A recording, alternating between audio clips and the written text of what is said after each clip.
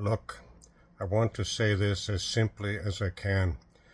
I am 81 years old, and I've seen a lot in my lifetime, and I want to talk about what's happening in occupied Palestine.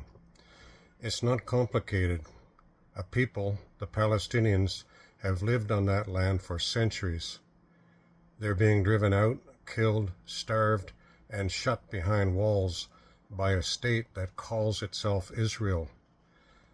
Many Christians, especially evangelicals, have been told that supporting Israel means supporting God's plan. But let's be clear, the modern nation-state of Israel is not ancient Israel. It is not Christian, and it is not the chosen people the scriptures speak of. The chosen people were called to be a light and an example to all nations. And that is not what we've seen in the Holy Land since 1948. And don't tell me this is end times prophecy. Nobody knows the day or the hour, and nobody has the right to commit injustice in God's name just because they think they do. Jesus never said, "Blessed are those who speed up war and suffering to fulfill a prophecy." That's foolhardy. That is not faith. That's human arrogance wrapped in deceit.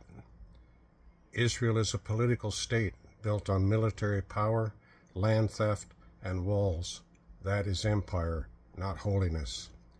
Wrapping empire in Bible verses twisted by Schofield does not make it righteous. It makes it hypocrisy.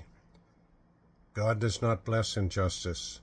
So if you claim to follow Christ, you cannot support this nation-state of Israel. Jesus stood with the oppressed, not the empire.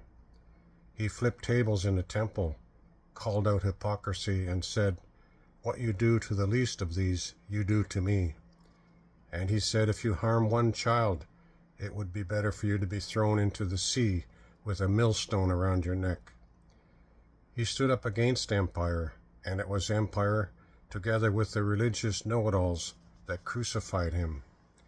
Occupation is a crime against the Palestinian people. Occupation is a crime against humanity, and it is a sin against God. Apartheid is a crime against the Palestinian people. Apartheid is a crime against humanity, and it is a sin against God.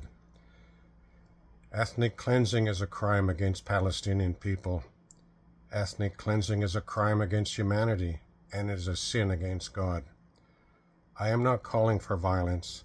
I am calling for this system of injustice and violence to be dismantled by truth, law, and the power of conscience.